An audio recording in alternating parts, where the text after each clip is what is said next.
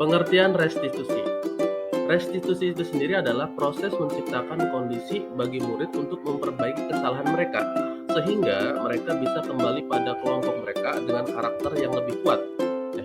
Kemudian pengertian selanjutnya, restitusi juga bisa diartikan sebagai proses kolaboratif yang mengajarkan murid untuk mencari solusi untuk menyelesaikan masalah dan membantu murid berpikir tentang orang seperti apa yang mereka inginkan dan bagaimana mereka harus memperlakukan orang lain.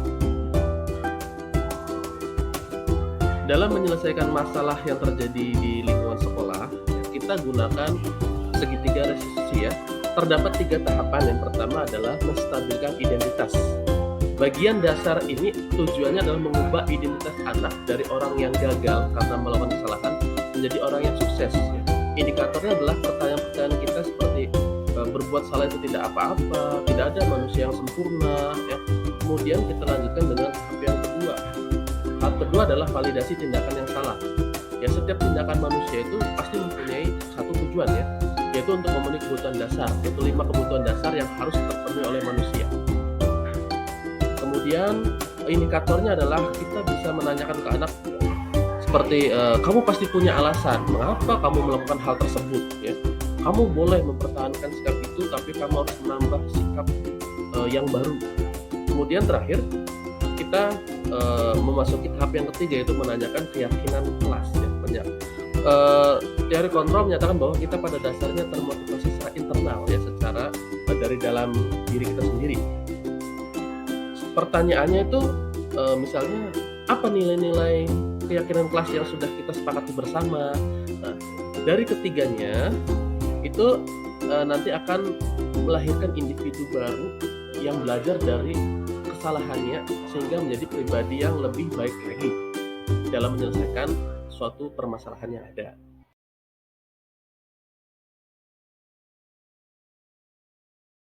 Amel, tadi Bapak sudah dengar laporan dari Pak Hasan.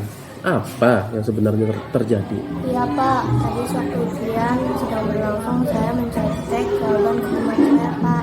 Baik, Bapak percaya kamu melakukan ini pasti ada alasannya kan? Tidak Pak. Coba sekarang kamu jelaskan, kok bisa sih kamu itu mencontek? Padahal Bapak lihat kamu itu tidak ada masalah dengan materi ujian ketika belajar di kelas.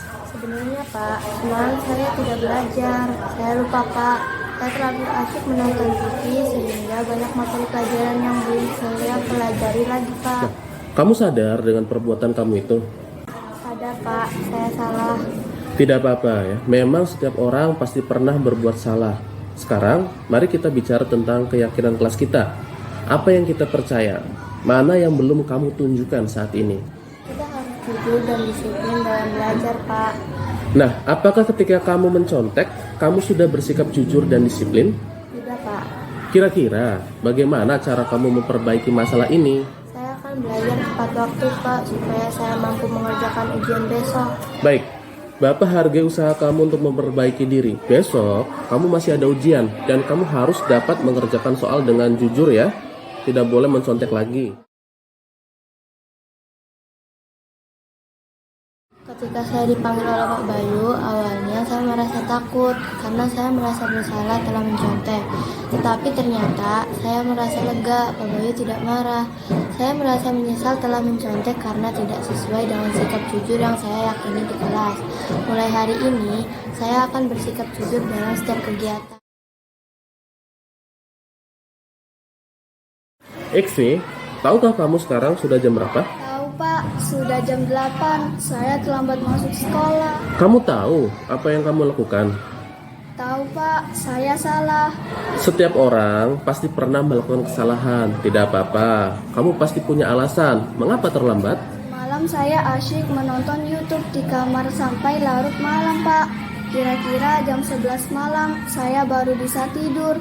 Hasilnya saya bangun jam 7 pagi Pak. Baik, Bapak hargai karena kamu sudah jujur. Pasti senang ya menonton tayangan YouTube sampai larut malam ya. Sekarang, mari kita bicarakan keyakinan kelas kita. Apa yang kita percaya? Kita harus disiplin terhadap waktu, Pak. Nah, dengan sikap kamu yang seperti itu, apakah kamu sudah disiplin? Belum, Pak. Menurut Pak Bayu, ada banyak cara untuk mendapatkan kesenangan tanpa melupakan waktu.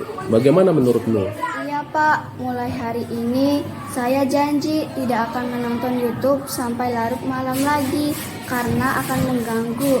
Saya dapat menonton di sore hari. Oke, baik ya. Besok kamu harus lebih disiplin lagi ya. Sekarang kamu boleh ikut olahraga dengan yang lainnya.